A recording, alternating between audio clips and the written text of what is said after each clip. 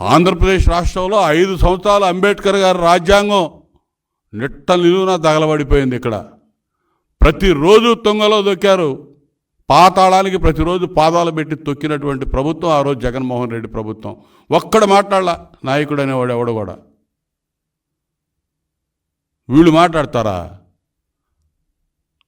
అంబేద్కర్ గారి 125 అడుగుల ఎత్తైన విగ్రహం నిర్మిస్తే ఆ నిర్మాణం దగ్గర అంబేద్కర్ గారి పేరు ఎక్కడ ఉండాలండి?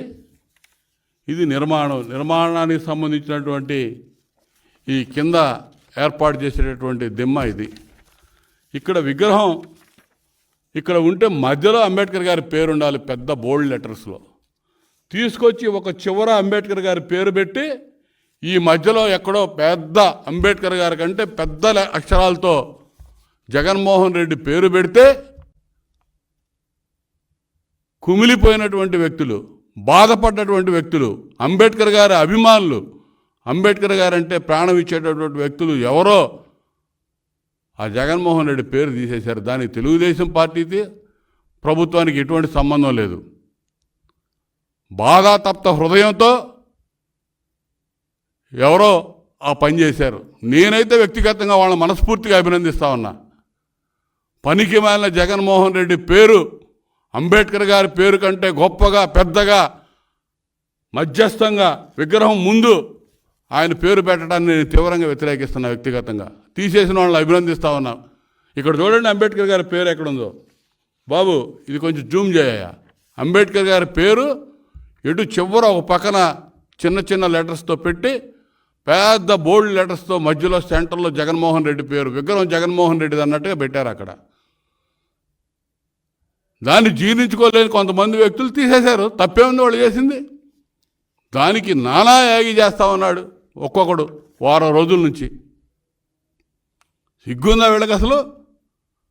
అమరావతి రాజధాని ప్రాంతంలో అంబేద్కర్ గారి 125వ జయంత్యోత్సవాల సందర్భంగా చంద్రబాబు నాయుడు గారు 2 రోజులు ప్రత్యేకమైన సమావేశాలు, అసెంబ్లీ సమావేశాలు జరిపి హైదరాబాదులో 125 జయంత్యోత్సవాలు పురస్కరించుకొని నూతనంగా నిర్మాణం జరుగుతున్న అమరావతిలో స్మృతివనం నిర్మాణం చేయడానికి ఆ రోజున తీర్మానం చేసి అక్కడ విగ్రహం, మ్యూజియము, స్మృతివనం నిర్మాణానికి అన్ని ఏర్పాట్లు చేసి మేము ఏర్పాటు చేస్తున్నటువంటి ఆ స్మృతివనంలో మోడల్గా పెట్టినటువంటి అంబేద్కర్ విగ్రహాలను కూడా ధ్వంసం చేశారు. సిగ్గులేని ప్రభుత్వం ఆ రోజున విగ్రహాలను దొంగిలించుకుపోయారు. అక్కడ పెట్టినటువంటి విగ్రహాలని, అంబేద్కర్ గారి విగ్రహాలని మొత్తం పాడుపెట్టేశారు ఆ స్మృతివనం ప్రాంతాన్ని.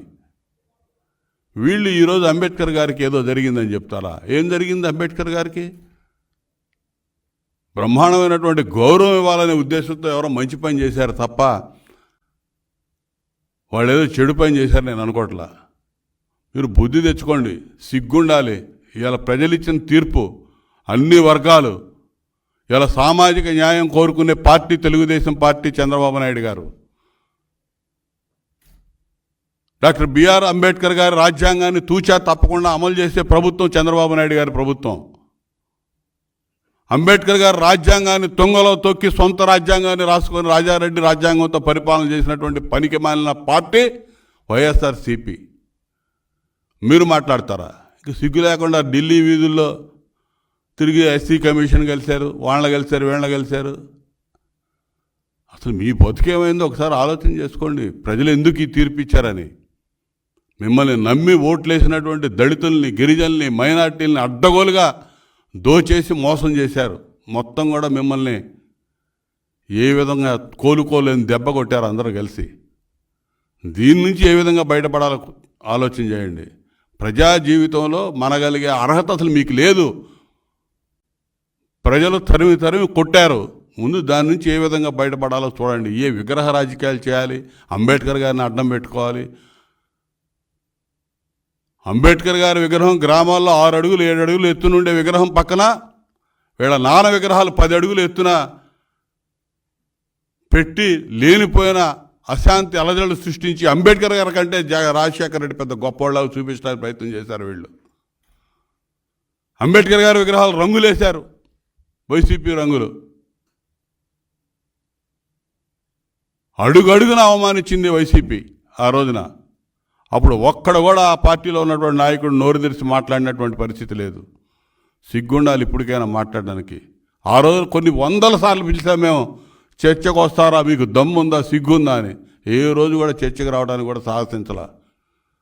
ఈరోజు ఎన్నికల 2 నెలలు కాల, కోలుకోలేని తీర్పు, చెంపపెట్టు లాంటి తీర్పు ప్రజలు ఇస్తే దాని నుంచి జీర్ణించుకోలేక మళ్ళా కుల రాజకీయాలు, వర్గ రాజకీయాలు, విగ్రహం రాజకీయాలు చేసుకుని పబ్బం గడుపుకోవడానికి చూస్తూ ఉన్నారు.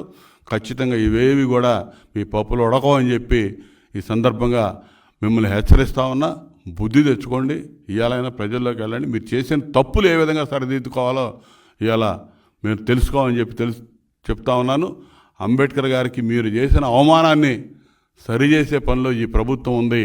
అంబేద్కర్ గారికి నిజమైనటువంటి నివాళులు, గౌరవం మా ప్రభుత్వంలో చంద్రబాబు నాయుడు గారి నేతృత్వంలో కూటమి ప్రభుత్వం అందిస్తుందని చెప్పి ఈ సందర్భంగా తెలియజేస్తున్నాను.